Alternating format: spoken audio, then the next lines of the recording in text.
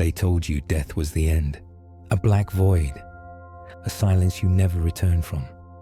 But they never told you what the mystics knew, what the ancients saw, what the soul remembers the moment the breath leaves the body. This isn't the end of you. It's the beginning of the real journey. Because something is watching, listening, waiting, and the moment your eyes close, it begins, the unfolding, the review, the return. This is not just about what happens when you die. This is about remembering what you are and why you came here in the first place.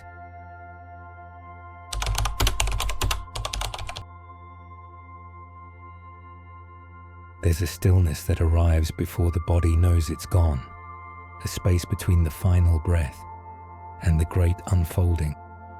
In those first seconds, time dissolves. Not forward, not backward, just presence. A strange, weightless awareness begins to rise. You are no longer breathing, but you are not gone. The ancients spoke of this crossing in whispers. The Tibetans called it the Chikai Bardo, the moment consciousness separates from the physical form. In Egypt, it was the weighing of the heart. In the Vedic scriptures, the prana, the life force, exits through one of the subtle gates of the body. Something sacred occurs in this transition. You become the observer of your body, of the room, of everything you once called I. Some describe it as floating above their body. Others feel a gentle pull, like the tide, returning them to a greater ocean. The senses begin to fade, but awareness sharpens. The heartbeat stops. Yet something deeper pulses. A rhythm beyond the physical. A memory stirs. You remember. This isn't the first time. You've died before, and you've returned. The moment the breath stops, the veil thins. And behind that veil waits everything you forgot. It doesn't rush you. It doesn't judge. It waits, because the soul must choose how it steps through. Fear will pull it into confusion. Peace will guide it toward light. But here's the truth the modern world won't tell you. You are still you. You are not gone. You are becoming something more, not less. Ancient texts from the Tibetan Book of the Dead describe a great brilliance that appears immediately after death. A pure, radiant light. But most souls turn away. It's too vast, too blinding. They choose the familiar instead, the memory of identity, of attachment, of ego. And so begins the cycle again. But those who are prepared, those who have practiced presence in life, recognize the light. They don't run, they merge. Because the moment the breath stops is not a tragedy, it's an opening, a chance to remember. This isn't just about death, this is about awakening. Because in the end, and the beginning, what you meet is not darkness, but yourself, and that meeting changes everything. You were never the body. You wore it like a robe, moved through it like a traveler through a sacred temple. But you were never confined by it. And when the moment comes, when the body exhales its last, you begin to remember that truth. The separation isn't violent, it's subtle, like a tide pulling gently away from the shore, like slipping off clothing you didn't know you'd outgrown. Consciousness begins to lift, not upward, not outward, but inward, into an awareness that feels older than time. There is no pain, only astonishment. At first, you see yourself, the body motionless, the room quiet, the faces grieving, unaware you are still present. This moment has been spoken of across cultures. The Tibetan mystics described the clear light of death, a radiant field that meets the soul, pure and formless. Near-death experiences echo the same, a sense of floating, of observing from above, of being both deeply connected and completely free. You see without eyes, you hear without ears, you understand without language, because you are not the body, you never were. The ego may try to hold on. It whispers, wait, go back, that was you. But something deeper knows. The body was a vessel, a sacred instrument, but not the self. What you are is awareness, vast, infinite, unbound by time. You begin to sense other presences, guides, ancestors, familiar energies that surround and support, not in form, but in feeling. They do not speak, they resonate. In some traditions, this is called the Sokushinbutsu state, a stage where one is aware of the body's cessation, but remains conscious, luminous, present. And here, the first great lesson after death unfolds. You were never your face, your name, your story. You were the one witnessing it all, from the beginning. And now, free from the weight of form, you begin to travel, but not through space, through memory, through essence, through vibration. The soul sees what the body never could.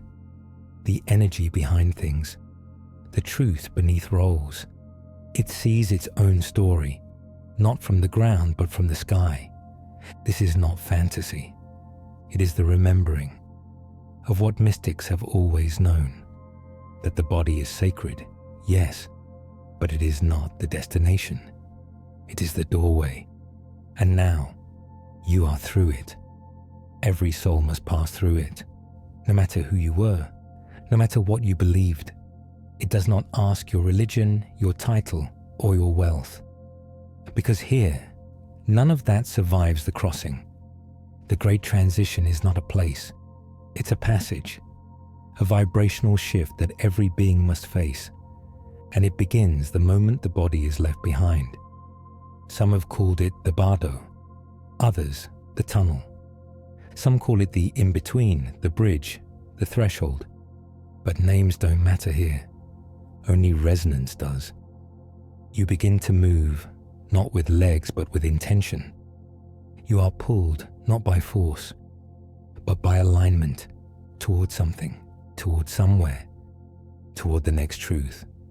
And for a moment, or what feels like one, there is silence. Not the absence of sound, but the silence that speaks. A great stillness, timeless, boundless. It is here that many souls experience the life review, but not as judgment, as reflection. You see your choices.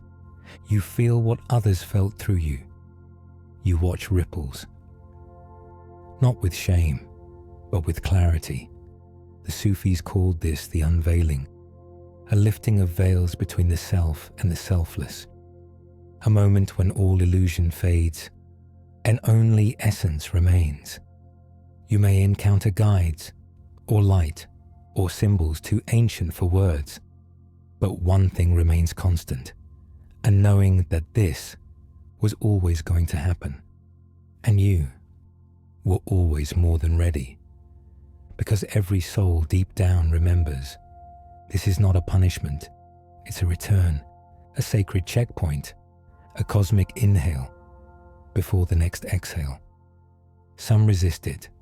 They try to hold on, to names, to people, to stories, but resistance creates fog, confusion, and the veil thickens again. Others surrender, and the path opens. They are met with warmth, with light, with a presence beyond comprehension, not as a figure, but as an intelligence that sees all and loves all. This is the crossing all must make. The rich, the poor, the kind, the cruel, because the great transition doesn't discriminate, it only reveals. And in this unveiling, the soul is offered a choice: return or continue, heal or serve, ascend or learn again. But choice only comes after clarity, and clarity only comes after surrender. So the great transition waits, not in time, but in truth. And it waits for you, because the breath may stop, the body may fall away, but the journey is just beginning. And every soul, no matter how lost, must one day walk this road and remember the truth that was never gone, only sleeping. The great transition is not an end. It is the beginning of everything you were born to remember. You do not cross alone. Though the body may seem still and the world around it weeps, something ancient moves toward you. A presence, a memory, an echo of the soul that once walked beside you and still does. You will be met, but not always by who you expect. Forget the paintings. Forget the winged beings and trumpets in the clouds. This is older than religion, more intimate than myth, and more precise than imagination could ever sculpt. For some, it is a grandmother's smile, a scent from childhood, a voice long silenced that calls your name with no sound. For others, it is a guide, a being of light with no face but infinite recognition. They don't always speak. They don't need to, because this realm, this meeting, happens in resonance. The soul remembers who it trusts, and the records summon accordingly. Some are greeted by teachers from past lives, others by soulmates who departed early. Some see animals, some see shapes, some are simply enveloped in a presence so familiar. They weep with recognition, not tears of sadness, but of remembering. The Tibetan Book of the Dead speaks of peaceful and wrathful deities, but even the wrathful are not evil. They are mirrors, reflecting the parts of the self that were not yet faced. They appear not to punish, but to awaken. This meeting is not scripted. It is deeply personal, based on frequency, on readiness, on the soul's current layer of awareness. Those who lived with great fear may first meet silence, not as punishment, but as calibration, a clearing until the fog lifts and something steps forward. You will be met by what opens you.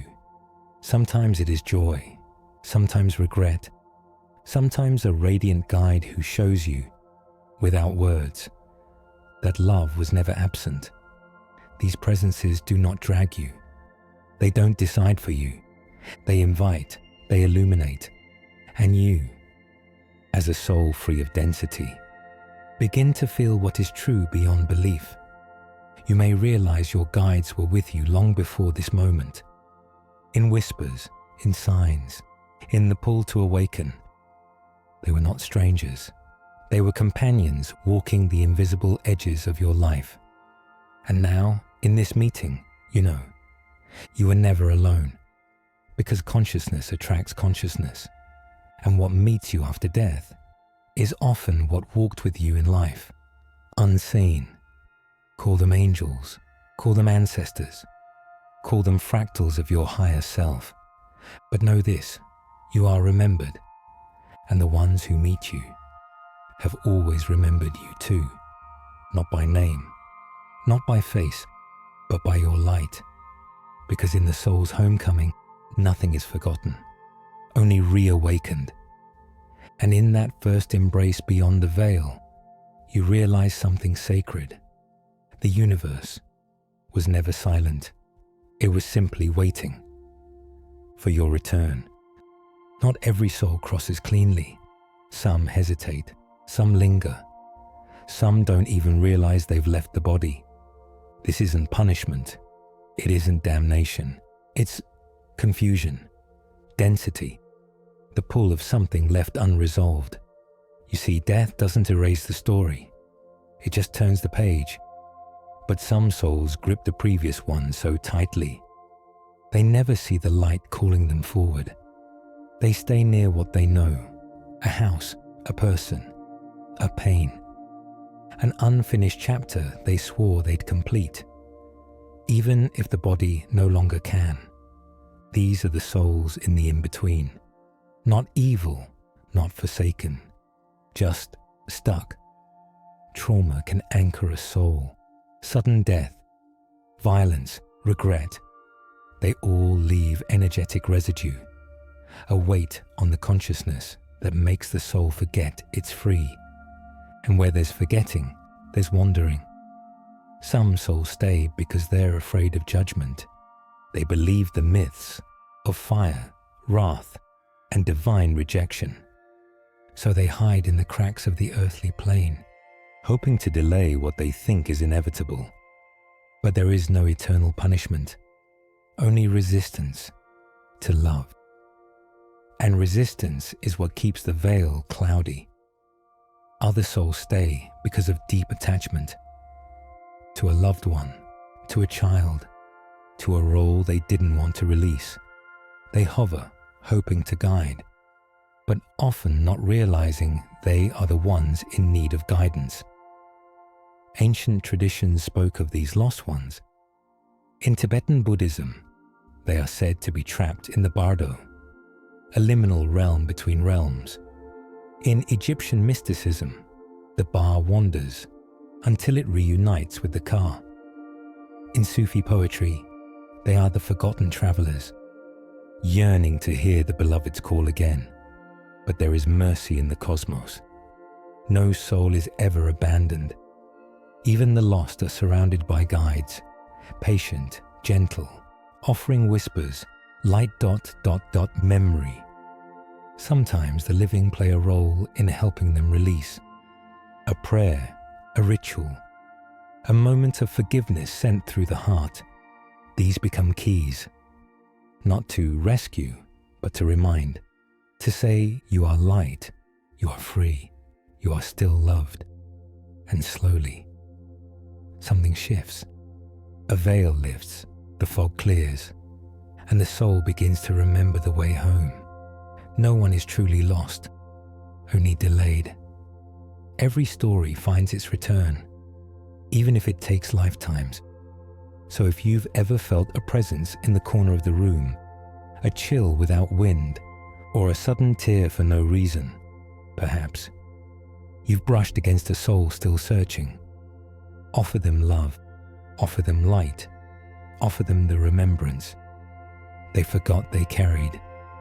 Because sometimes all it takes is a little light to set a soul free.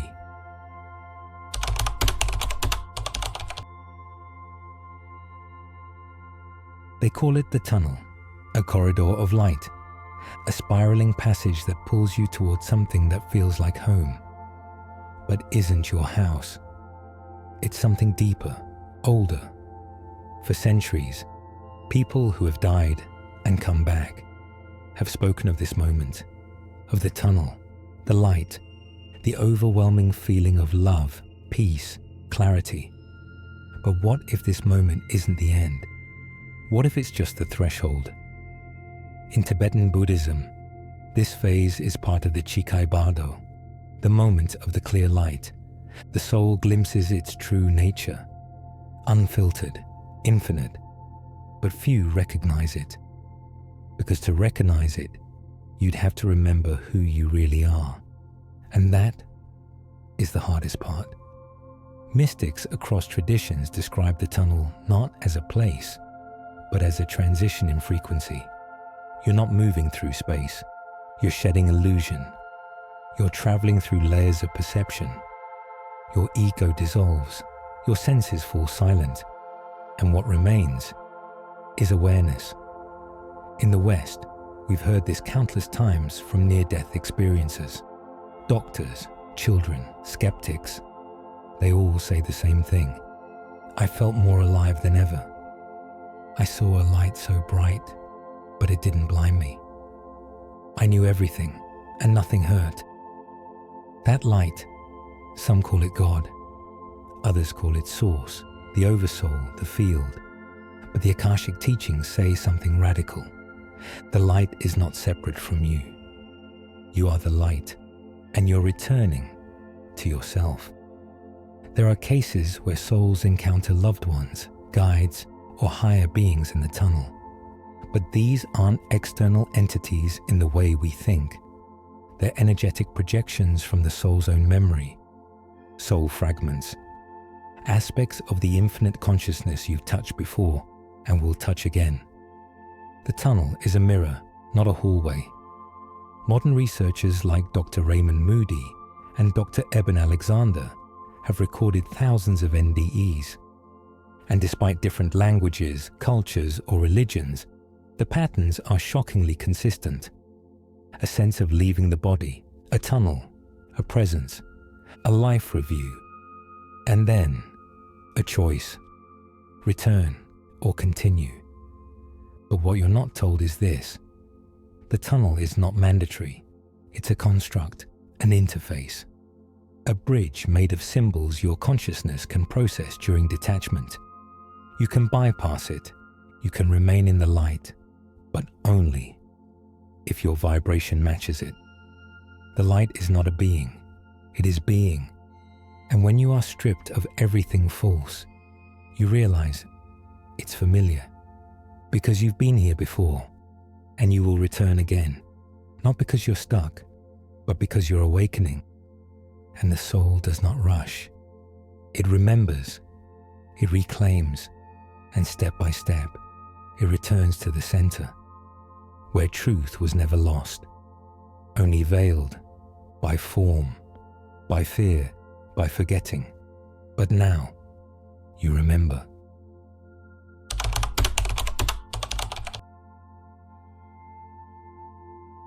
They told you death was an ending, a door that closes. But the ancient texts, they whisper something else. They say it's a transition, not into nothing, but into everything. In the Tibetan Book of the Dead, Bardo Thodol, the soul's passage after death is mapped with extraordinary precision. Not just one realm, but many, and between each one is the Bardo. The word Bardo means in-between state, a liminal zone, not here, not yet there. It is the twilight between lifetimes, the bridge between breath and rebirth, and every soul passes through it, consciously or not. There are 6 Bardos, but 3 unfold after death. The Chikai Bardo, the moment of death and dissolution. The Chonyi Bardo, the realm of visions and spiritual clarity. And the Sidpa Bardo, where karmic winds begin to shape the next incarnation. You are not judged here. You are shown, and what you see is you. In the Chonyi Bardo, radiant forms appear, peaceful deities, wrathful deities. Some look terrifying, others divine, but all are expressions of your own consciousness, your fears, your wisdom, your attachments. The unprepared soul recoils, clings, runs, but the awakened one recognizes and surrenders because they remember. This is not a punishment, it's a mirror. This is why Tibetan masters spend a lifetime training for death, not to avoid it, but to navigate it, because how you meet the Bardo determines what comes next. Some souls become confused, some fall into sleep, drawn by desires or unfinished pain. Others awaken, guided by clarity and intention. But all are influenced by vibration. Your vibration is your compass, not your beliefs, not your status, not your regrets, only the frequency you've cultivated through presence, compassion, and truth. In the Sidpa Bardo, visions of potential lives emerge, scenes unfold, desires surface, and you begin to gravitate, not toward what you want, but toward what matches you. This is how the next life forms, not by punishment, but by resonance. What's astonishing is that the Bardo Thodol was never meant to be hidden. It was read aloud to the dying, whispered at the bedside, not as ritual, but as remembrance, because the soul already knows. But in the shock of death, it forgets. So the voice of the living became a lighthouse, a sacred call guiding it through the mists of the in-between. And even now, centuries later, these teachings survive, passed down, not in temples, but in hearts that still remember the map. So if you are hearing this now, it's not a coincidence. It is part of your memory returning, not to prepare you for death, but to teach you how to live awake, because the journey didn't start at birth, and it doesn't end with death. It continues through the Bardos, through you and beyond. What if heaven and hell weren't places, but projections?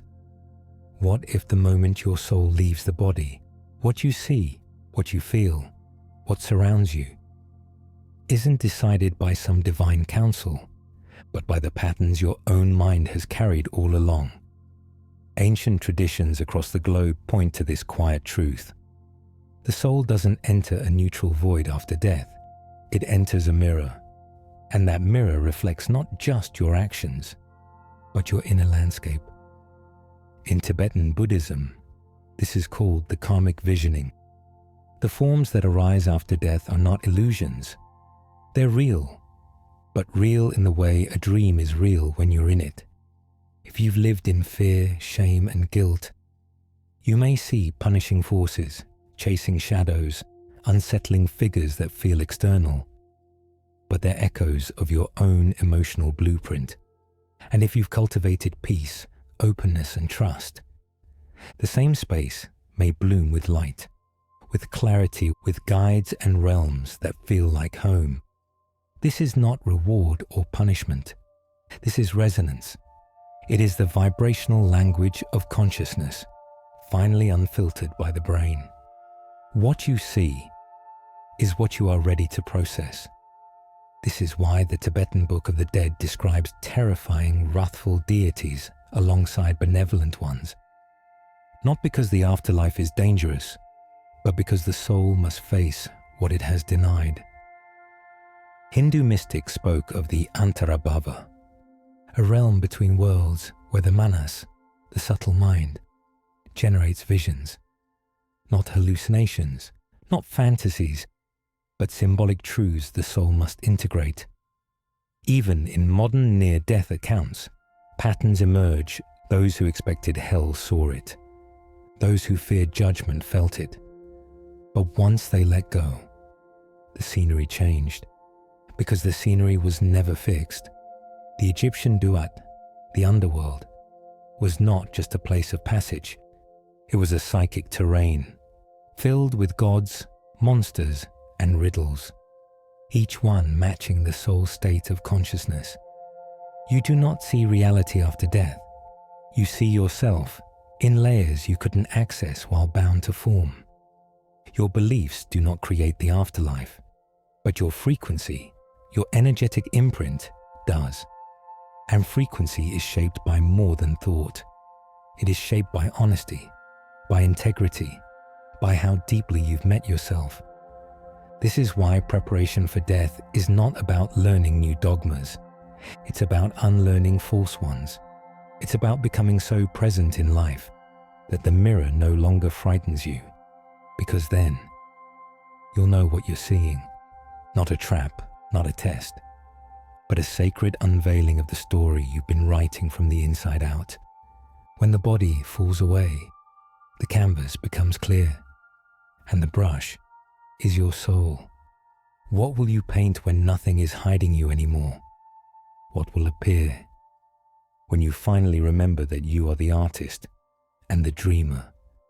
And the dream, they call it the life review, but not because someone is judging you, not because a panel of divine beings is reading a ledger of your sins, but because you are remembering fully, without filters, without ego, without justification or denial.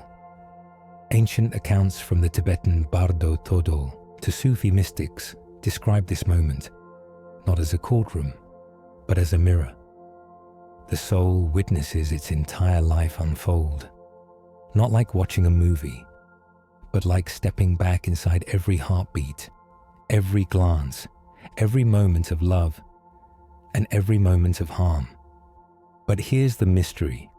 Most traditions whisper, you don't just see what you did, you feel what it felt like to the other.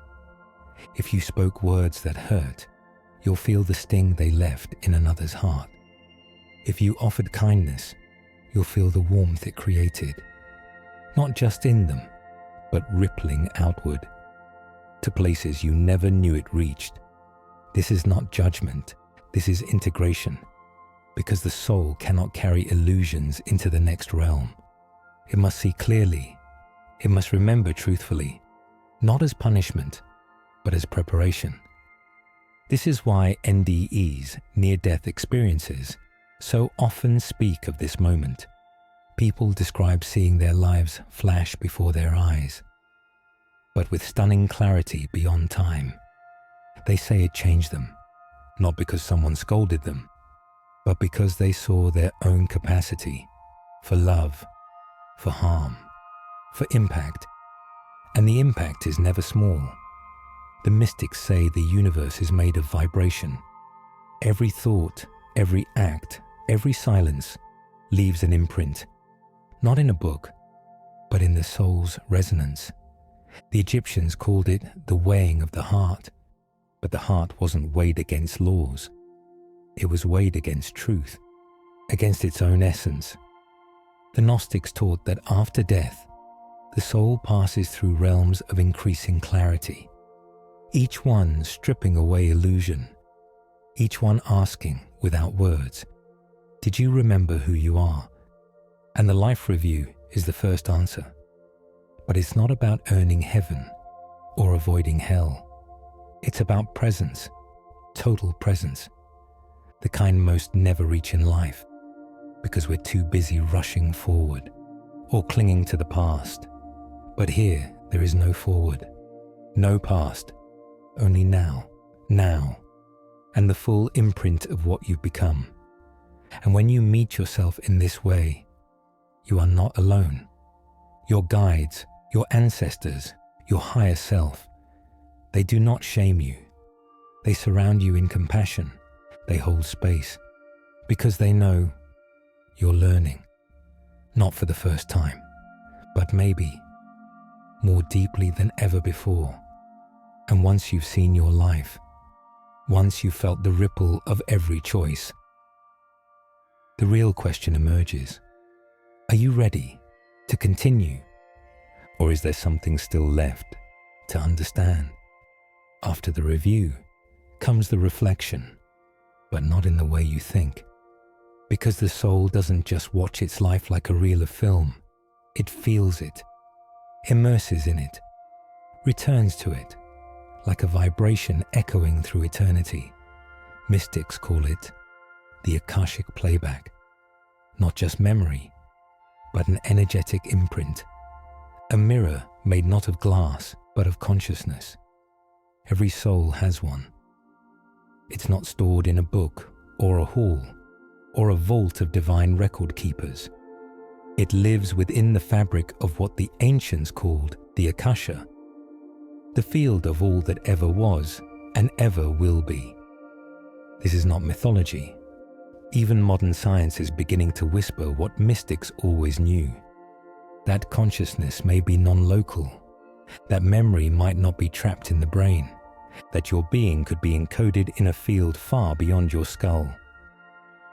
The Akashic records are not fiction, they're function. A cosmic memory field that holds every ripple of your existence, every thought, every intention, every vibration you've ever sent into the fabric of reality. And after death, you step into it, not to be judged, but to witness, to walk back into the rooms of your life and feel their walls breathe with memory, to touch the words you spoke and hear how they still echo in the lives you touched. And what you find there isn't just what you did, it's why. Every soul must confront its own motives. Every act is stripped down to its frequency. Did you move from fear or from love? Did you give to be seen or because you remembered your oneness?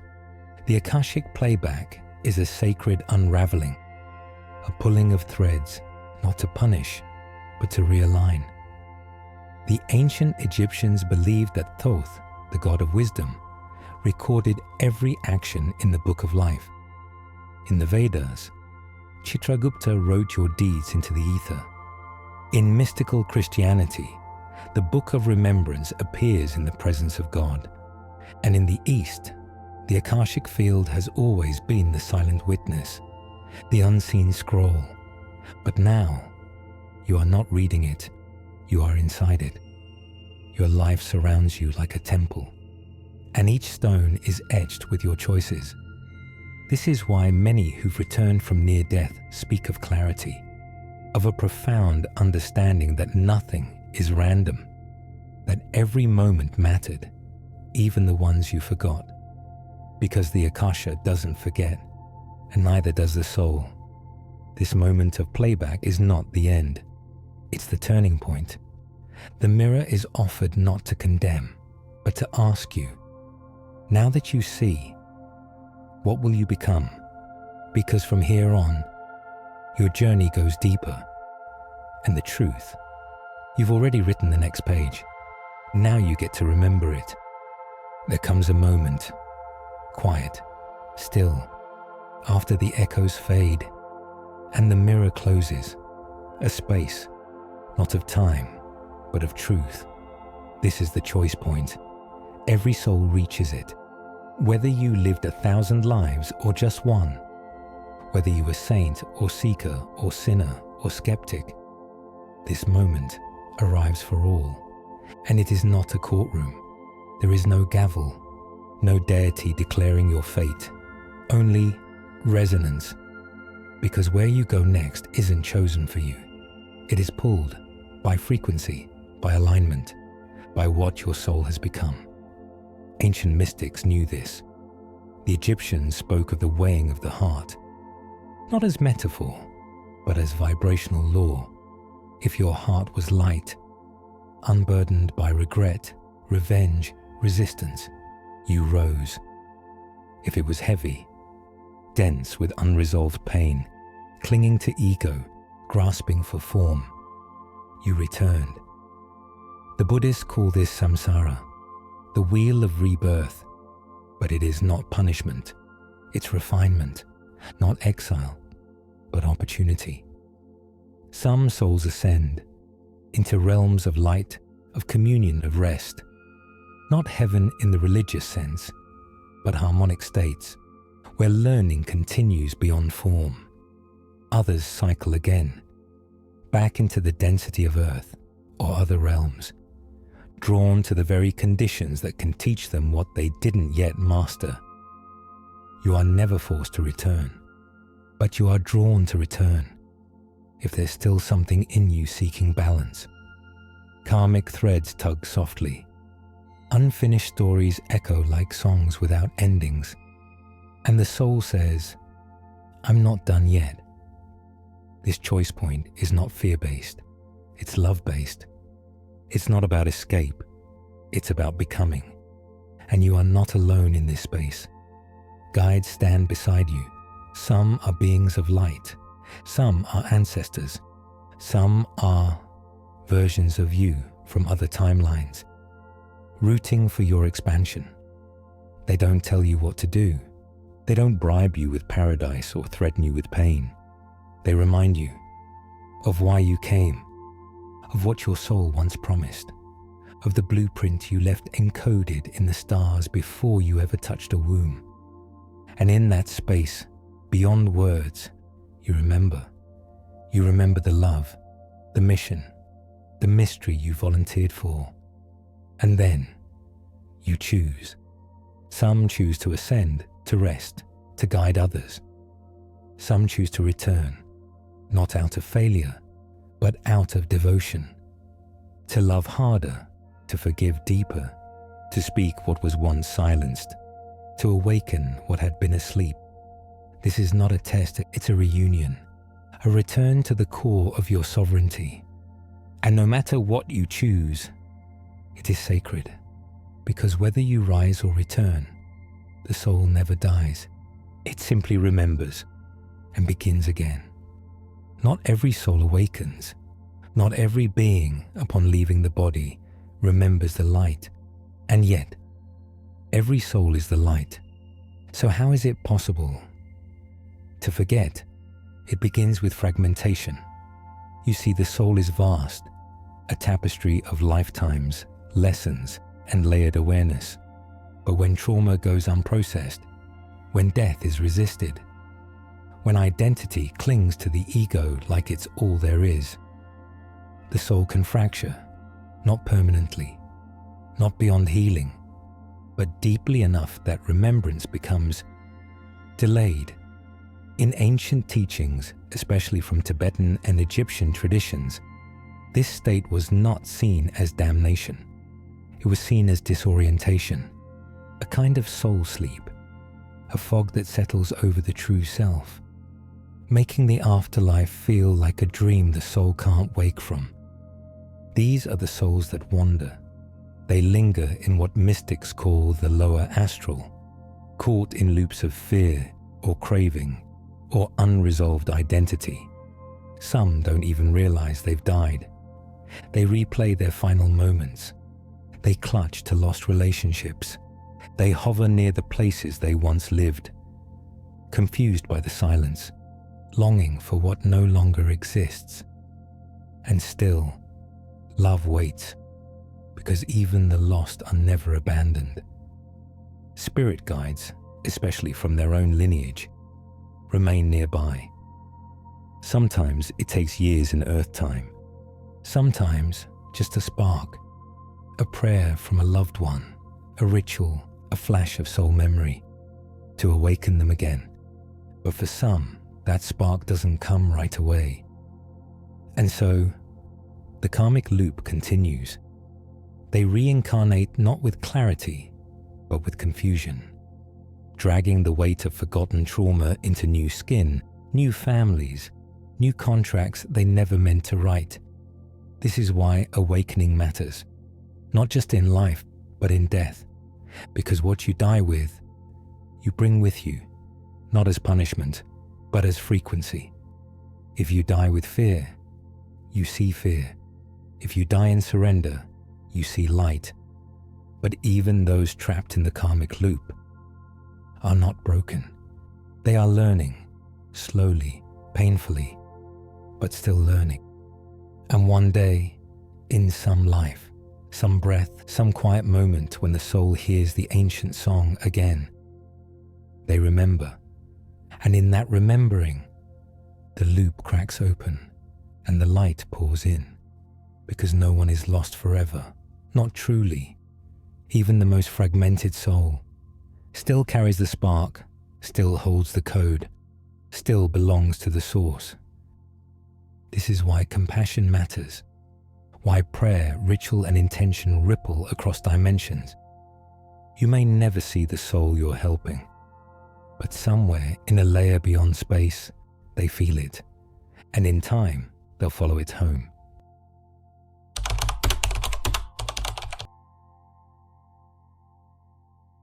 Time is not a line, not in the way you've been taught to believe, not in the ticking clock rhythm of calendars and clocks. To the soul, time is more like a spiral, a breath that expands in all directions, now, before, and beyond, happening all at once. Your soul doesn't walk forward, it unfolds. Every life you've ever lived, every life you will live, is not simply behind or ahead of you. It is within you, right now. This is the mystery the mystics knew. It's what the ancient Egyptians encoded in their temples, what the Upanishads whispered through Sanskrit, what quantum physicists are only just beginning to grasp, that time is not absolute. It bends, it loops, and consciousness exists outside of it. You are not a being who lived once and will live again in some future. You are a multi-dimensional presence, already living many expressions simultaneously. Somewhere your soul may be walking as a healer in ancient Lemuria, somewhere else. You might be a monk, cloaked in silence beneath Himalayan stars, and elsewhere still. A future self of you may be dreaming this moment into being, because in the Akasha, the field that records all soul memory, nothing is lost. Nothing is before or after. Everything is now. This is why sometimes you meet someone for the first time and feel like you've known them forever. This is why you dream of places you've never visited. Why certain cultures or symbols stir something deep in you. A memory you can't explain, but can't deny either. It's not coincidence. It's convergence. Your soul is trying to tell you something. That you are so much more than this moment. That you are so much more than this name, this face, this age, this single storyline. You are a constellation, a divine pattern across lifetimes. Each life, a brushstroke on the masterpiece of your becoming, and sometimes the veil thins. A future version of you sends a signal. A past self weeps through your present pain. A parallel version watches, whispers, waits. When you begin to awaken, you don't just remember one past life. You begin to sense the architecture of your soul, the way each incarnation teaches the next, the way certain themes, trust, surrender, sovereignty, echo across centuries, like chords of a sacred song trying to complete itself. So when you ask, "Who am I?" know that the answer is not bound to your birth certificate. It is scattered across galaxies, etched into timelines, sung by stars. The journey is not linear. It never was. And once you realize that, you'll stop trying to become anything, and instead, you'll start to remember everything. Because you were never just this life. You were always the soul behind them all. Why would a soul choose to return? Why would a being of light and vastness willingly step back into limitation, into density, into suffering? The truth is, you didn't come back because you had to. You came back because you knew something sacred was possible here. You remembered there was something unfinished, something unloved, something still waiting to be reclaimed. Reincarnation is not a punishment. It is not a cycle you're trapped in like some endless cosmic prison. That idea was born of fear, not wisdom. The soul returns not from condemnation, but from invitation. Each lifetime is a thread. Together, they form a tapestry. But some threads are left frayed, some patterns incomplete. And so, the soul, in its infinite compassion, chooses to return, to heal what was broken, to learn what was missed, to embody fully what it once only understood from afar. You chose this life, not as a random accident, not because you were forced, but because the conditions of this life, yes, even the pain, hold the precise frequency your soul needed to evolve. Before birth, there is a council. You meet with guides. You review the echoes of your past experiences. You see the karma not as judgment, but as memory in motion. And you decide, with courage, this time I will go again. This time I will try with more love.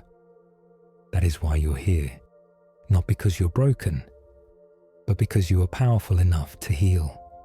And sometimes you choose to return for others, to help, to serve, to be a torchbearer in the dark. Some souls reincarnate not because they must, but because their love is too great to remain still. This is the Bodhisattva vow, found in Mahayana Buddhism. A soul that could ascend, but delays their own liberation to aid others in remembering. Maybe that's you. Maybe you've always felt a sense of mission you can't quite explain. A pull toward awakening. A deep empathy that seems older than this body. That is the echo of your choice. And yet, the forgetting is part of the path. You chose to forget so that remembering would have meaning, so that love would be chosen freely, so that healing would rise from within you, not from being told, but from discovering. And now, you are remembering. This life is not separate from the ones before. It is the continuation, the next chapter. And what you heal now heals across timelines. Every act of forgiveness, of presence, of compassion, it doesn't just ripple into this world. It echoes into the lives you once lived and the lives you have yet to. Because when a soul chooses to return, it is not a step backward. It is a spiral inward, back to the self, back to love, back to wholeness. You came here for a reason, and that reason is waking up. Between lifetimes, there is a space, a sacred stillness where the soul is not confined by flesh, not distracted by the ticking of clocks or the demands of gravity. In that place, you remember not just who you are, but who you've been and who you still might become. It is here that the blueprint is formed, not a rigid plan, but a living design made of vibration, intention, and resonance. You sit with your guides. You review not just your past actions, but the energies behind them.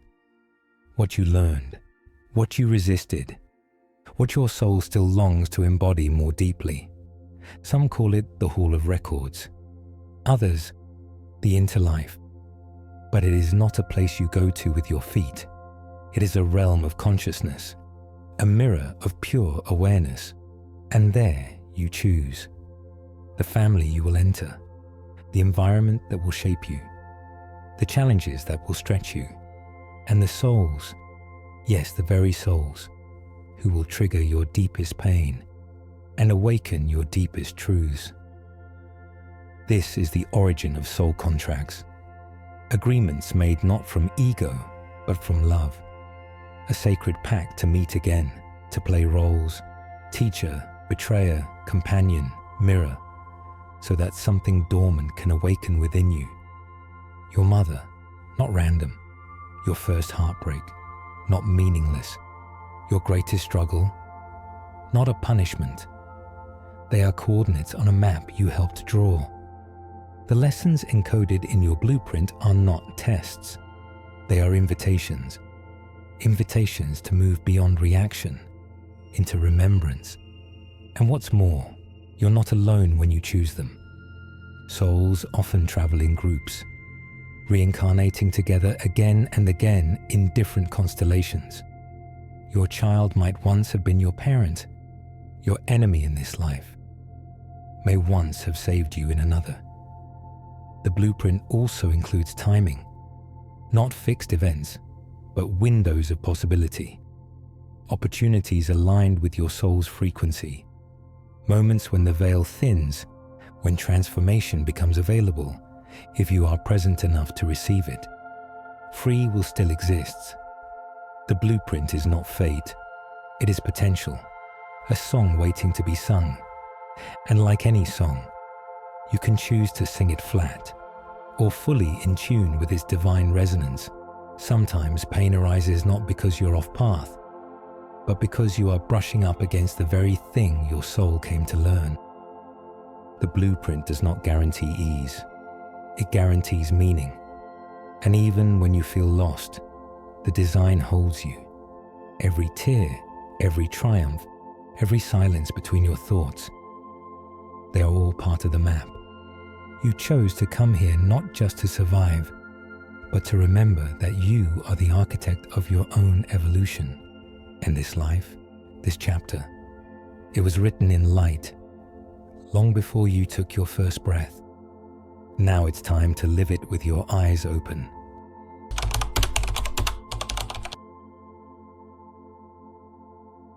You didn't come here alone, and you won't leave alone either. The journey of a soul is not a solitary walk through time, but a sacred collaboration. With energies so ancient and wise, their names have been forgotten by the world, but not by you. Before birth, in the quiet realms beyond form, there is a gathering, a council of light, not of judgment, but of guidance, not of hierarchy, but of harmony. These beings are not above you. They are you, fragments of your oversoul, echoes of your highest self, and sometimes old companions from other lives, those who've walked beside you in the fire before. In many mystical traditions, these presences are known by many names: the Elders, the Council of 12, the Karmic Board, the Akashic Guides. The Tibetan Book of the Dead refers to them as peaceful and wrathful deities, not as literal gods, but archetypes that reflect your inner state. The Sufis speak of luminous beings that mirror divine qualities back to the seeker, and modern near-death experiencers often describe radiant forms pulsing with unconditional love, asking only one question: did you live with the fullness of your soul? These guides do not impose, they invite. They offer insight, not instruction. And you, even in your disembodied form, are still free to choose. In this realm between incarnations, a script begins to take shape. Not a rigid screenplay, but more like a map, marked with symbols, themes, and lessons. Threads of unfinished karmic fabric, potentials, not punishments, paths, not prisons. Perhaps in your last life you withheld love. Perhaps you clung to fear. And so, in this next chapter, you choose the precise conditions where you might learn to open. You might return to a family that triggers those wounds, a culture that challenges your truth, a body that asks for deep presence. But these aren't punishments from the universe. They are choices by you, the eternal you. It is said that your higher self stands at the center of this design, and around it, those who know your light best lend their wisdom. Some of these beings remain with you during life, whispering through intuition, sending signs in dreams, arranging the synchronicities you call coincidences. But others fade back into the stillness until you return again, to remember, to reweave, to reawaken. You are not a student of life. You are a co-writer of it. And the moment you stop blaming the world and begin listening within, the ink returns to your hand, and the next chapter begins now. Pain is not the punishment. It is the signal. The soul does not flinch at suffering the way the ego does, because beyond the veil, pain is not seen as cruelty. It is seen as a teacher. When we cross into the higher realms, we no longer ask, "Why did this happen to me?" Instead, we begin to see the patterns, the openings, the fire that forged us. In the Akashic field, where your life is played back like a living tapestry, suffering is not erased. It is illuminated. Moments of heartbreak shine like pivotal scenes in a sacred story, not because the pain was right, but because the pain awakened something that comfort never could. Mystics from nearly every tradition have spoken of this. The Sufis teach that suffering is the polish that reveals the mirror of the heart. In Buddhism, dukkha, often translated as suffering, is the gateway to awakening. And Christ, the wounded teacher, bore pain not for the sake of glorifying it, but to reveal the transformative power hidden within it. So what is the secret role of suffering once the body has been left behind? It is reflection, reckoning, recalibration. In the Bardo teachings, a soul who clung to anger may now feel what that anger caused in others, not as punishment, but as vibrational empathy. A soul that betrayed trust may now taste the fragmentation it created, not to be shamed, but to be shown. You see, pain is alchemical. It burns away illusion. It asks the soul, gently but firmly, "Are you ready to remember who you are beneath the wound?" Many souls, when reviewing their lifetimes, say that their most difficult chapters were the ones that transformed them the most. Not the awards, not the applause, but the heartbreaks, the losses, the cracks, because through the cracks, the light returned.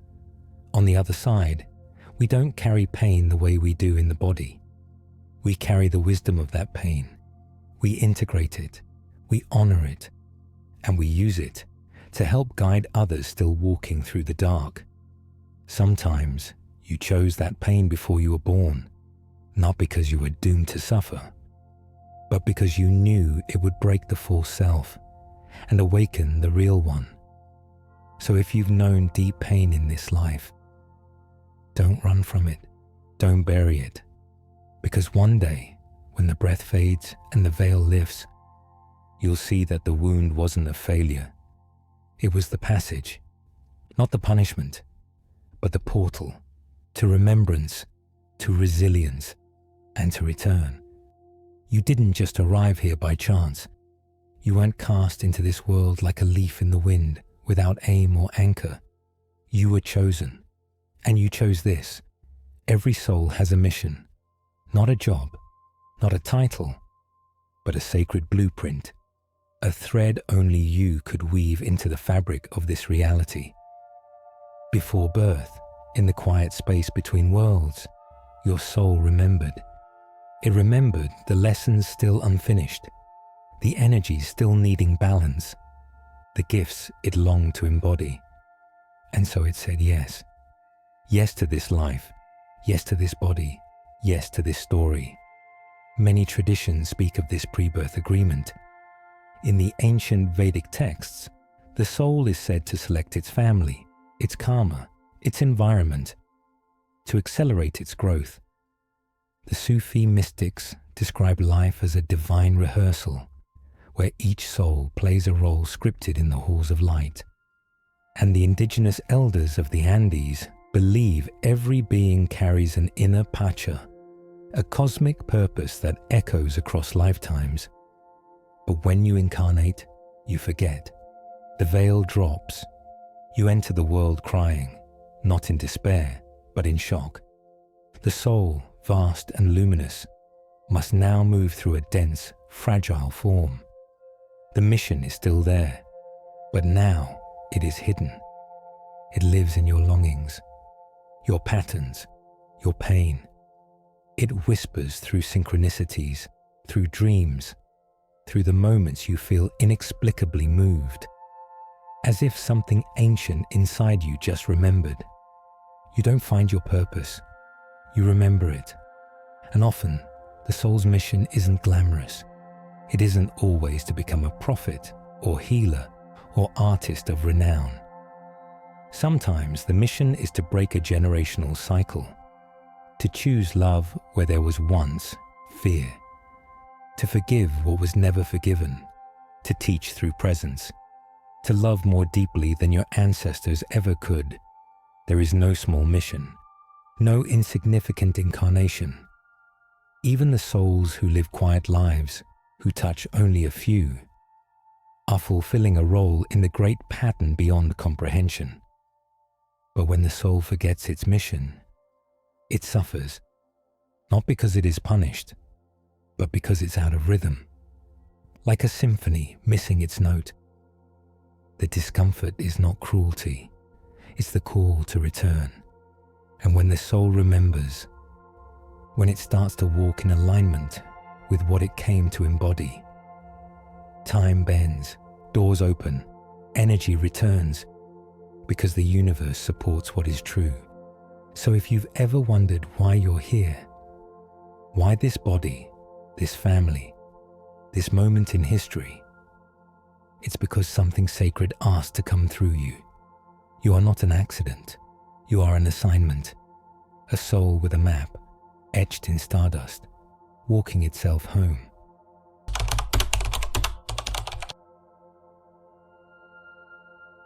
Long before the modern world reduced death to a clinical event, long before the soul was dismissed as metaphor, ancient cultures were already mapping the invisible, because they remembered what we forgot. In the temples of Egypt, death was not the end. It was initiation, the moment when the soul began its most sacred journey. The Book of the Dead wasn't a grim text. It was a guidebook, a roadmap for navigating the realms beyond the veil. To the Egyptians, your words, your deeds, your vibration were weighed, not to punish, but to liberate, to align the soul with Ma'at, the cosmic order, to become light enough to return to the stars. In the Vedic traditions of India, the soul was seen as eternal, reincarnating not in random chaos, but in divine rhythm. Karma was not a sentence, but a memory, a lesson looped until it was embodied. The Upanishads whispered, "You are that, Tattvam Asi. You are the eternal. And when death arrives, it is only the body that is dropped. The soul moves on into a new form, a new story." The Gnostic mystics taught of the pleroma, a realm of pure divine light. To them, the soul descended into matter not as a fall, but as a forgetting. And death? Death was the return, a chance to rise through layers of illusion, to strip away falsehoods, and remember the radiance that was never lost. The Gospel of Thomas whispers, "If you bring forth what is within you, what you bring forth will save you." And that includes beyond this life. Indigenous cultures too knew. The Hopi, the Maya, the Zulu. Each one told stories of dreamtime, soul travel, ancestors, and star origins. To them, death was a door, not a wall, a sacred return to the web of life, a reunion with the earth, the stars, the source. In Quechua, the word Pachacuti means great transformation, a turning of the soul back to its cosmic truth. So how did we forget? Because remembering gives power, and power cannot be controlled. These teachings were buried, branded as heresy, or labeled primitive. But the truth, they are the most advanced maps of consciousness we've ever known. Maps written in symbols, chants, geometry, carved into stone and whispered through bloodlines. And yet, here you are. Remembering, not just with your mind, but with something deeper, something older. Because when you hear these truths, they don't feel new, they feel familiar. You've known this, you've lived this, you've died before, and now you're waking up again. The ancients never feared death, because they understood it. They danced with it, prepared for it, and honored it as part of the soul's eternal song. And you're part of that lineage, not by blood, but by memory. The forgotten truth is that nothing was ever truly forgotten, only waiting for you to see it again. At some point in history, the story changed. Death was no longer a passage, it became a threat. The soul was no longer eternal, it was placed on probation. One life, one test, one judgment, heaven or hell. But this was not the teaching of the ancients, it was a rewrite, a control mechanism, not a revelation. In early Christianity, there were mystics, Gnostics, who spoke of divine light within, who believed salvation came not from outside authority, but from inner remembrance. They taught that the soul had lived before, that it would live again, and that death was a veil to pass through, not a punishment to be feared. But these teachings were silenced, branded as dangerous, erased in councils and rewritten in creeds. And in their place, a new doctrine was formed, a doctrine of reward and punishment, of eternal damnation for finite mistakes, of fire, torment, judgment, used not to enlighten, but to frighten.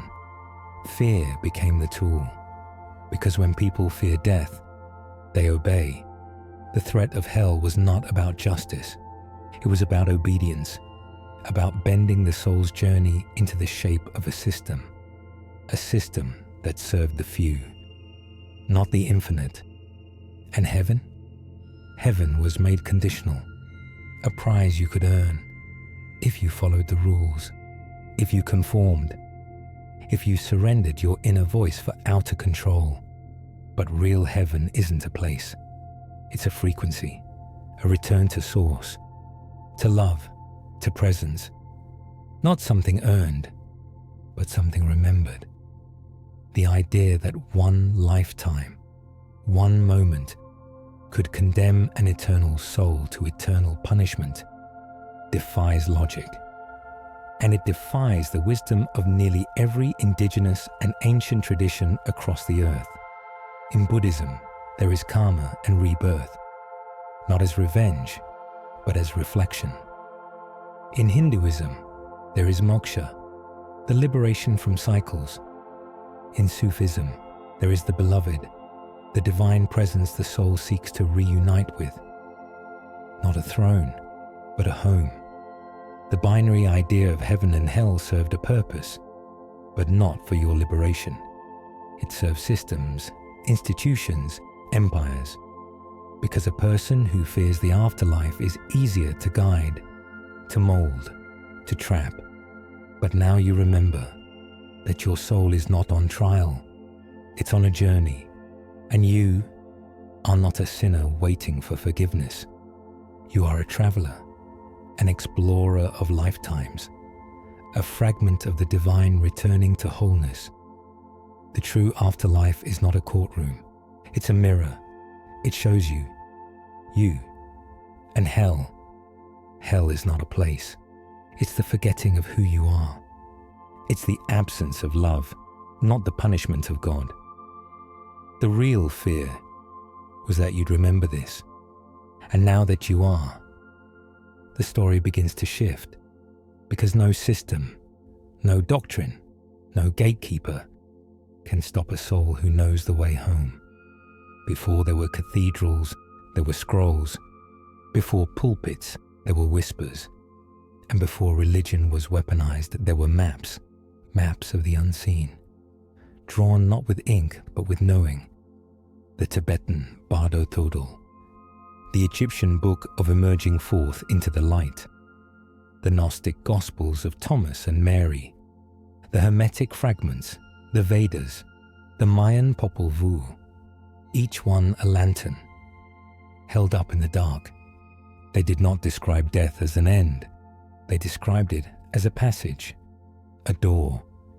In the Egyptian scrolls, the soul navigates trials, not punishments, but reflections. A weighing of the heart, yes. But the scales were not there to condemn. They were there to remind. If your heart was light, free of regret, unburdened by fear, you passed into Aru, the field of reeds, a realm of harmony, reunion, and peace.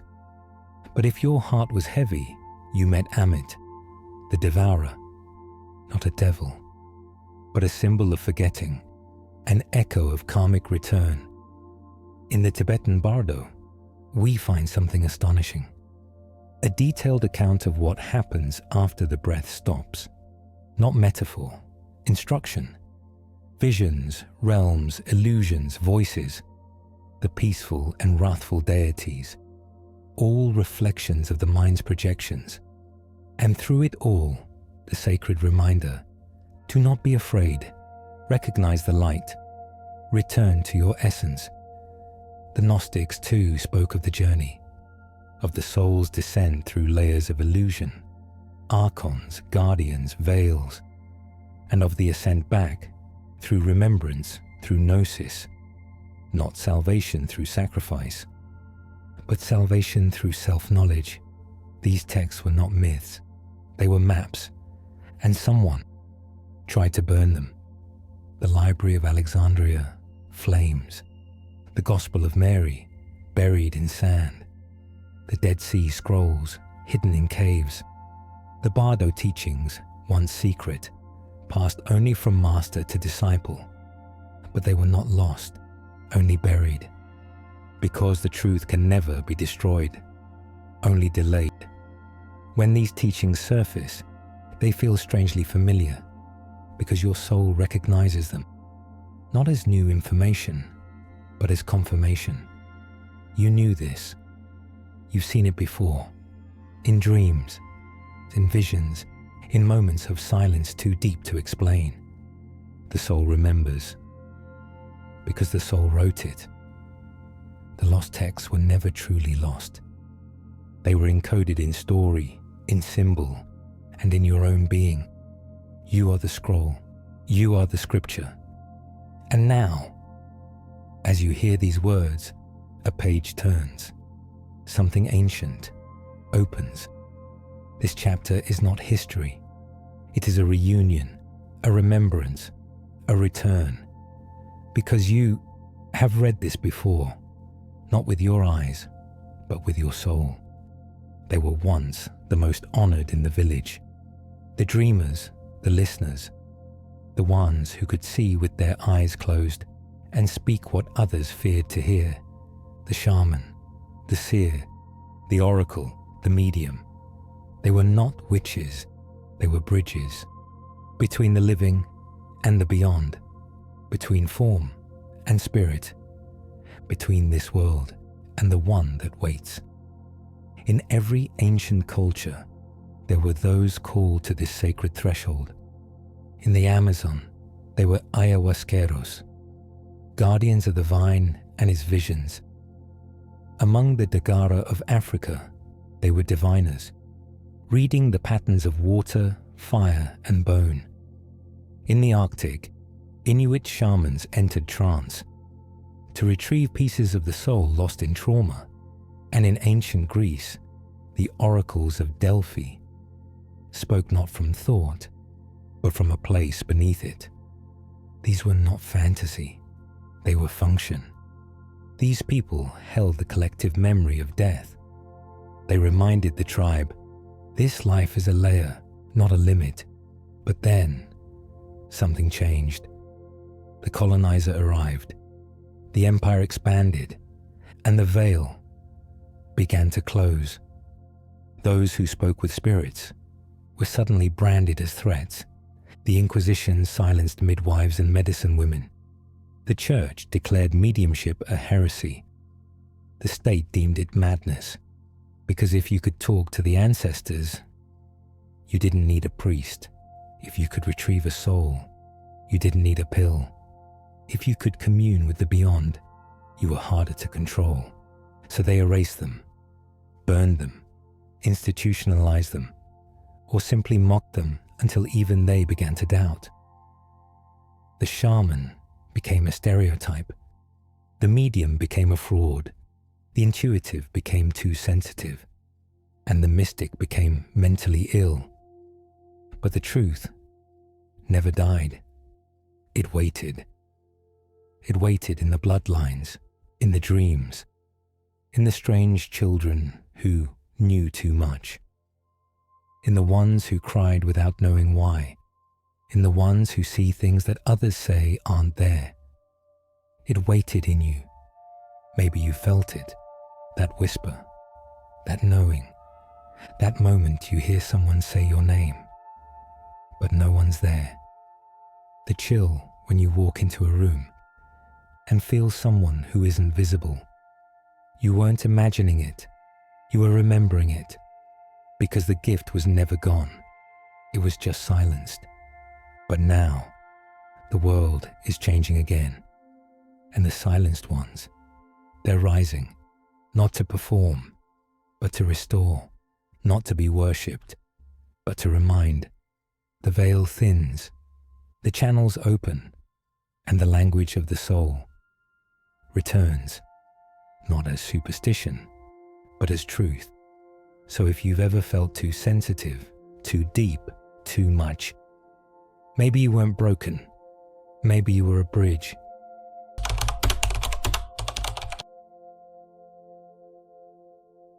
They told us the afterlife was somewhere far away, beyond the clouds, above the stars. hidden in some unreachable dimension, waiting for the righteous or the damned. But the mystics, they never pointed upward, they pointed inward. As above, so below. As within, so without. A phrase whispered across Hermetic texts, Gnostic Gospels, ancient Vedic hymns, and alchemical scrolls. Not a metaphor, a map. The afterlife is not a location, it is a frequency. And frequencies do not begin after death. They are layered, woven, pulsing, right here, in this room, in this breath, in this very moment. The Tibetan masters call this the subtle veil, a shimmering layer of reality so thin it bends with presence.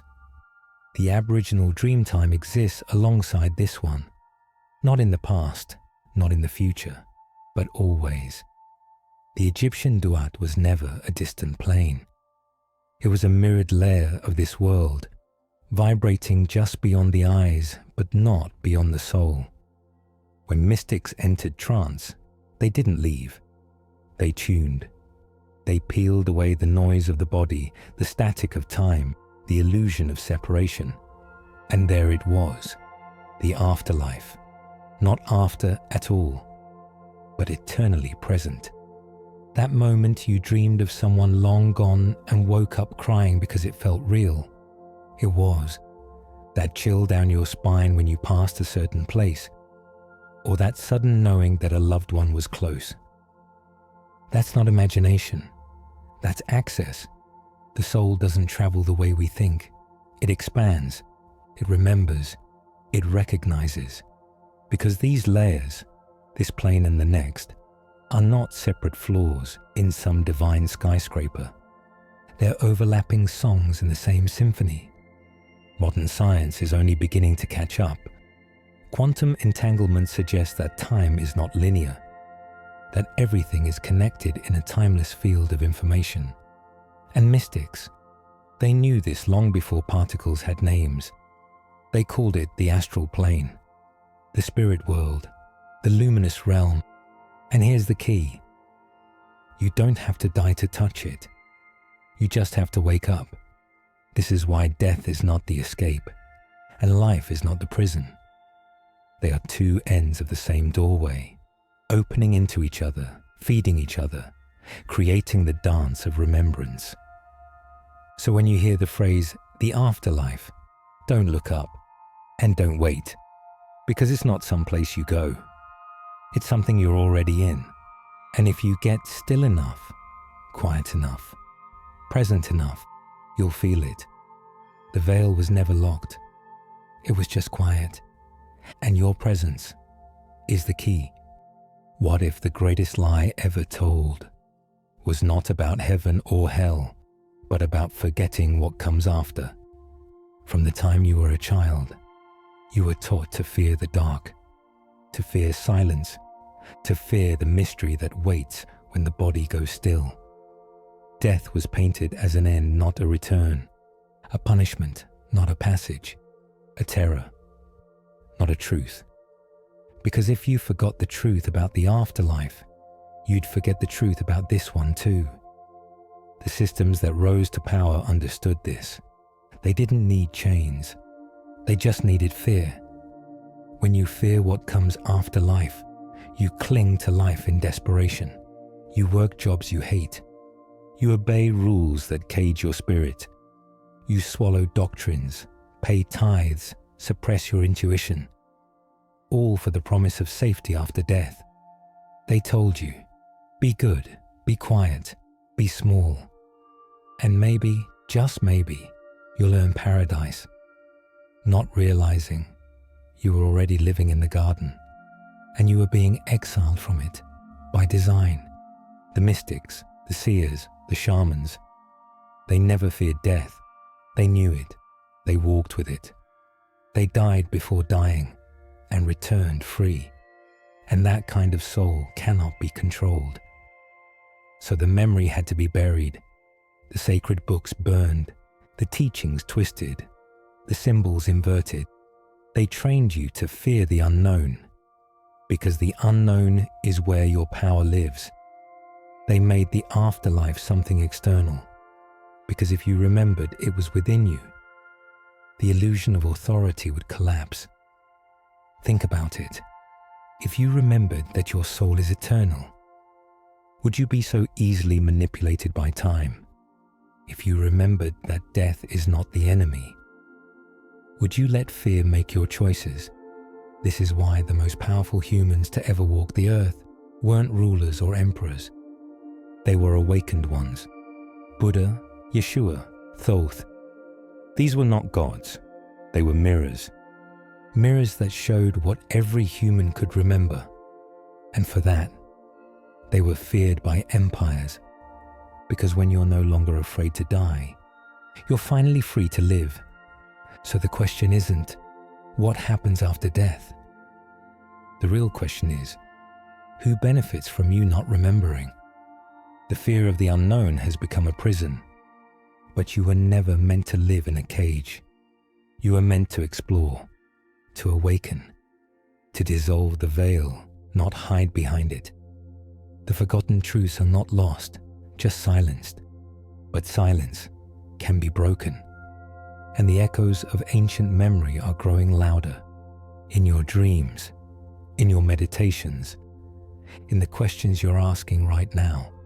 And once you stop fearing the unknown, you'll realize you are the unknown, and it's time to come home to it.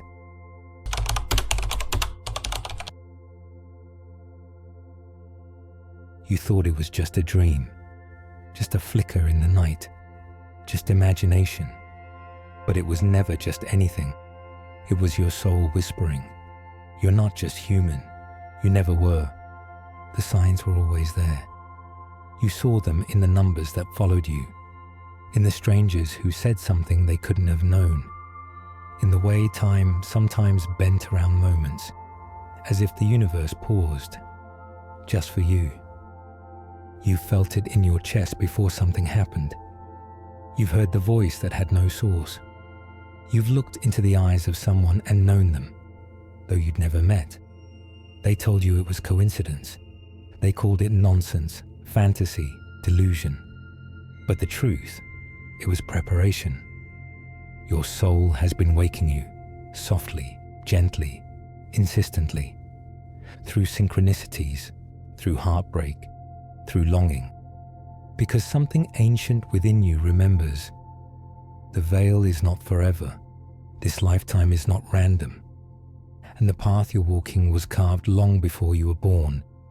You've been here before, in other names, other forms, other lands.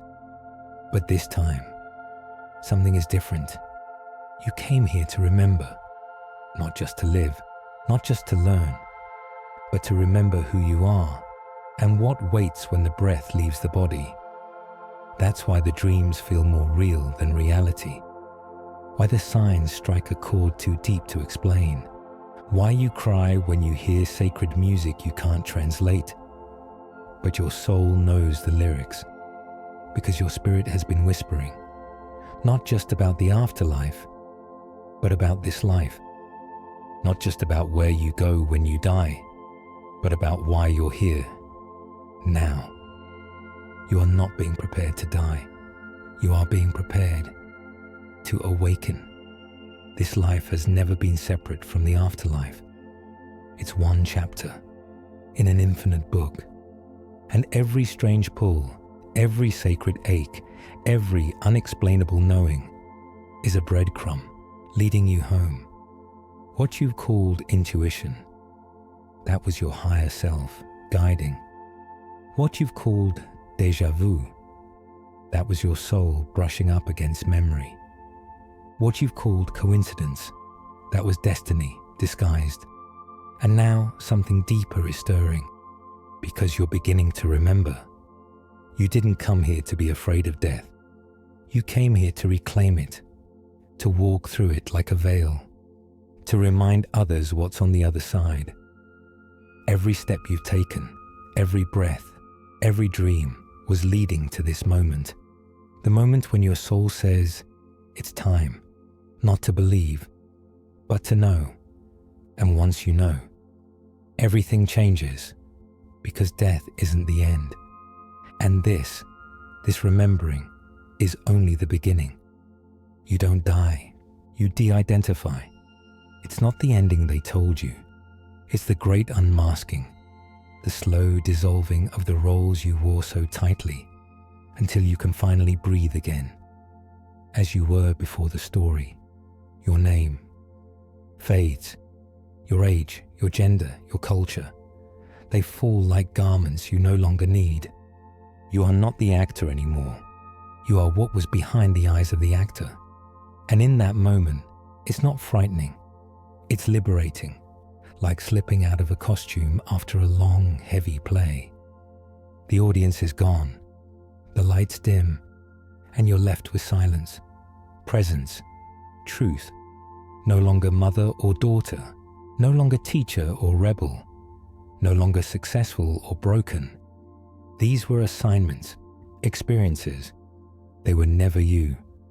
You've believed your reflection was your identity, but that was the river's surface, not its depth. And now, beyond the veil, you remember what cannot be reflected, what cannot be labeled, what cannot be lost. This is why so many fear death, because we think we are what we built. We think we are the personality, the story, the timeline. But those are only the echoes of the soul's choreography, not the soul itself. When the breath stops, it is not you who ends. It is the illusion of separation. You shed the human narrative. The I dissolves, and something greater steps forward. Not grandiose, but vast. Not loud, but infinite.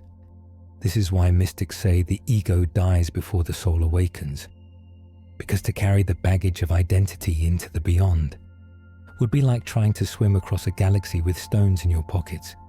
So you let go, not all at once, but layer by layer. Name, face, history, pain, and underneath, you are still here. Radiant, weightless, unbound.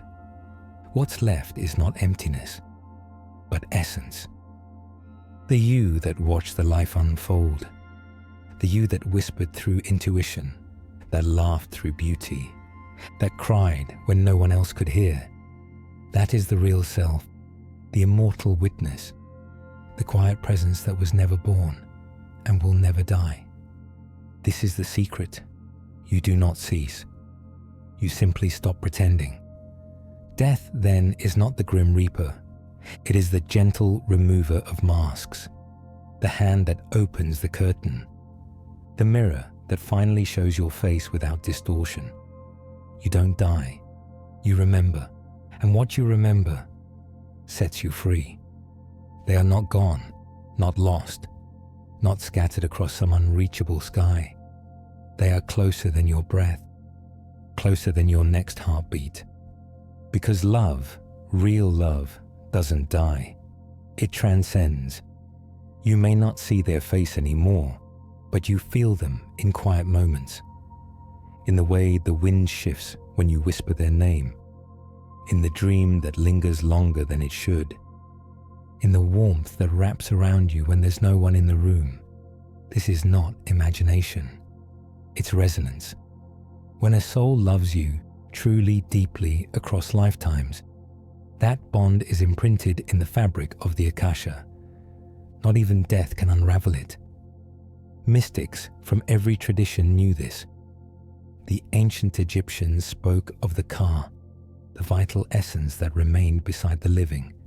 The Tibetans described the Bardo guides, those who lingered to help loved ones cross. Even in the Catholic tradition, saints and ancestors intercede. Because soul recognizes soul, no matter the form, no matter the world. When a loved one leaves their body, they do not sever their connection to you. They simply shift where they are holding you from, not with hands, but with light, not with words, but with frequency.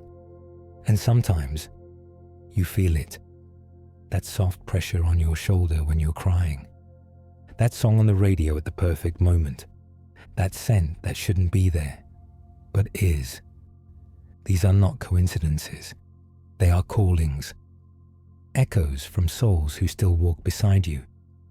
Because on the soul level, there is no separation. Time is not linear. Space is not fixed. Your grandmother, your friend, your child, your beloved, they are not in the past. They are here, now in a different octave of vibration. And when your heart softens, when your mind quiets, you can meet them there, in the stillness, in the sacred pause, in the place beyond words where only presence speaks. Many near-death experiencers say the same thing. My loved ones were waiting for me. But perhaps they never left. Perhaps they've just been holding your hand from the other side of the veil. And when your time comes, there will be no loneliness, no empty hallway, because they will greet you not with grief, but with memory, not with sadness, but with soul-deep joy. You were never alone, and you never will be. So when you miss them, speak to them, not with doubt, but with trust, because the love you carry in your chest is the portal they still use to reach you. They are not lost. They are woven into your light, forever. There is no final page, no black curtain falling with silence, no door that shuts forever behind you, because the soul does not end, it returns, not in repetition, but in expansion, not in a circle, but in a spiral, ever rising, ever remembering. Consciousness does not travel in straight lines. It moves like breath. Inhale, exhale, in, outside, arrive, depart, return. You've done this before, not once, not twice, but countless times, across eons, stars, dimensions. Each life, a note in the melody of your becoming. Each death, a rest in the music, not its end. The pause between symphonies, the moment before the next inhale. And even now, as you listen, you're remembering something your mind can't quite name, but your soul knows that you didn't come here just to live. You came to evolve, to taste the texture of density and transmute it into light. The spiral has no top, no bottom. It doesn't punish. It simply calls upward, inward, deeper into self and beyond it. The ancient mystics spoke of this. The Ouroboros, the serpent eating its own tail, symbol of eternity, yes, but also of the soul's sacred return. The Vedic sages called it samsara, not as a trap, but as a wheel of learning. Each revolution an invitation, each return a remembering. The Gnostics knew it too, that death was not an exile, it was a passage, and the soul, a traveler. So when the body fails, when the light dims behind your eyes, do not fear what comes next. You are not ending, you are entering. Entering the spiral again, but from a higher octave, with more memory, more presence, more grace. Even science has begun to whisper it. That energy cannot be destroyed, only transformed. And what is the soul, if not the most sacred form of energy? You are not born once. You are not dying once. You are dancing through lifetimes, unfolding through dimensions, awakening within the spiral. And each return brings more clarity. Each passage polishes the mirror of your being, until finally you remember what was never lost, that you are light, you are love, you are infinite awareness, pretending to be small so it can learn how to return. There is no end, there never was. There is only movement, only memory, only the spiral calling you home. Not back to where you began, but forward, to the place where you realize you were never lost, you were always becoming. If you remembered, really remembered, that death is not the end, would you still fear it? Would you still wait to love, to speak truth, to follow the pull in your chest that leads you back to wonder? Or would you rise each morning like a soul returned, grateful not just to live, but to remember? Because when you know the soul doesn't die, something softens, something sharpens. Your pain doesn't disappear, but it begins to make sense. Your choices feel different, not like random turns, but like sacred alignments. In a story far older than this name, this job, this chapter, to live like you remember, is not to escape the world. It's to walk through it with holy eyes. It's to see the person you pass on the street as someone you may have once loved or lost. It's to look at the sky and realize you've flown through those stars, not metaphorically, literally. It's to feel your emotions as echoes of ancient movements, trying to awaken your present self. When you live like you remember, you don't wait for permission. You don't worship the clock. You stop bargaining with your soul and start listening. You slow down because you know this isn't your only lifetime, but it is your only time to be this version of you. And that matters. You laugh deeper. You forgive faster. You stop running from the mirror and begin speaking to the one inside it, the one who's watched all your lives, the one who never left. This is the final lesson, whispered in the Bardo, echoed in the Akashic, etched into the spiral. Live like you remember, because death is not a tragedy. For the soul, it's a threshold, a return, a reseeding. The tragedy is forgetting the mission, forgetting the origin, forgetting the eternal spark that was never dependent on form. So remember, not just with the mind, but with your breath, your eyes, your presence. Live as if you've walked this earth before, because you have. Love as if you'll meet them again, because you will. Speak as if the universe is listening, because it always is. You don't need to fear the end.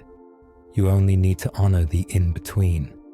And when you do, the veil thins, the spiral turns, and you become the soul who never forgot. Live like you remember, because now you do. You've been here before, maybe not with this name, maybe not with these eyes, but this earth, this feeling, this strange ache to remember. It isn't new. That's why certain places make your heart swell. Why certain people feel like home in an instant. Why déjà vu slips in like a whisper, too fast to grab, but too clear to deny. You've stood at this edge of awakening. You've danced between lifetimes. You've wept under this same moon, in different skin. And now, here you are again. Another life, another lesson, another sacred forgetting, so you could remember deeper this time. The story of the soul isn't written in straight lines. It's a spiral. It curves, it echoes. It brings you back to the same themes, with greater wisdom each time around. Birth, death, rebirth, not as punishment, but as refinement. A sculptor doesn't shape marble in one strike. The divine does not sculpt the soul in one life. You came here for something. You always do. And when this life ends, when your breath pauses, when the body is set down gently like a garment, you will not be lost. You will be home. And then you'll choose to rest, to return, to serve, to love again through form, even if it hurts, even if it means forgetting, just to remember more fully next time. Because the soul is not here to escape earth. It is here to anchor heaven through it. You've been the child. You've been the elder. You've been the warrior The healer, the teacher, the one who ran, the one who stayed, and you'll be them again. Not as a cycle of karma, but as a celebration of becoming. This isn't the end of your story. This is the turning of the page. So close your eyes. Feel the soft hum of something eternal within you. It's not a memory. It's a presence. It's the you that never left. You've been here before. You'll be here again. And each time, the light you carry grows brighter. You're not lost in the spiral. You are the spiral, expanding, becoming, remembering. And when the last breath of this life falls away, the soul will smile because it knows this was never goodbye. Only see you on the next page. If something in you remembered, if something in you woke up, if this story stirred a truth too deep for words, then share this message. Not just with others, but with your future self, your past selves, your soul family still searching. Leave us a comment below. What part of this journey whispered to you the loudest? What did you remember? Subscribe to The Hidden Voyage so you don't miss what your soul came here to find. And if this resonated, like this video, not for the algorithm, but for the echo it sends across the collective field, a signal that we are remembering together. And above all, keep listening, because the veil is thinner than ever, and your soul is ready to see through it. Welcome back, welcome forward, welcome home. Soul Whisperer and Soul Creator, The Hidden Voyage.